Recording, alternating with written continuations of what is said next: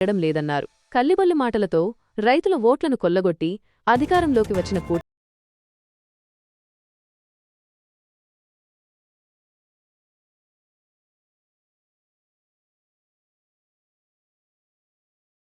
ఉందన్నారు. కమలాపురం నియోజకవర్గం తీవ్రమైనటువంటి కరువుతో అల్లాడుతున్నప్పటికీ, కమలాపురం నియోజకవర్గ రైతులు తీవ్ర కష్టాలకు అప్పులపాల ఇబ్బంది పడుతున్నప్పటికీ కమలాపురం నియోజకవర్గాన్ని కరువు ప్రాంతంగా ఈరోజు రాష్ట్ర ప్రభుత్వం ప్రకటించకపోవడం అనేది చాలా ఇబ్బందికరమైనటువంటి విషయం.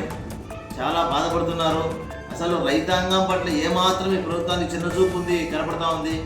ఎందుకంటే ఈరోజు రెవెన్యూ శాఖ ప్రిన్సిపల్ సెక్రటరీ సుశీడ గారి విడుదల చేసినటువంటి కరువు మండలాల జాబితాలో కమలాపురం నియోజకవర్గంలోని ఒక మండలం కూడా కనిపించలేదంటే కమలాపురం నియోజకవర్గం పట్ల ఈ పాలకులు కానీ ప్రభుత్వానికి కానీ ఏమాత్రం శ్రద్ధ ఉందో మనకు అర్థమవుతోంది. ఇదేంటి, కడప జిల్లాలో 10 మండలాలను కరువు ప్రాంతంగా ప్రకటించడం జరిగింది. మైదుకూరు నియోజకవర్గంలోని 4 మండలాలు యావత్ నీటిపారుదల సౌకర్యం 4 మండలాలు కూడా కరువు ప్రాంతంగా ప్రకటించినప్పటికీ కమలాపురం నియోజకవర్గంలో ఒక మండలం కూడా ప్రకటించకపోవడం చూస్తుంటే కమలాపురం పట్ల పాలకులకు కావచ్చు, అధికారులకు కావచ్చు, అందరికీ చిన్న చూపు కనబడుతుంది. కమలాపురం నియోజకవర్గంలో ఉండే వాళ్ళు రైతులు కాదా? కమలాపురం నియోజకవర్గంలో 70% పైగా రైతులు వర్షాధారం మీద ఆధారపడి పంటలు సాగు చేస్తూ ఉంటారు. అతివృష్టి అనావృష్టితో రైతాంగం పడేటువంటి ఇబ్బందులు ఎంత కష్టపడుతున్నారో పాపం ప్రతి కుటుంబంలో రైతులు కన్నీళ్లు భరితమవుతున్నారు. పెట్టిన పెట్టుబడులు చేతికి రాక, కనీసం పెట్టుబడి మీద పంట కూడా రాక పంటలు పొలాల్లో వదిలేసిన పరిస్థితులు ఏర్పడుతూ ఉంది.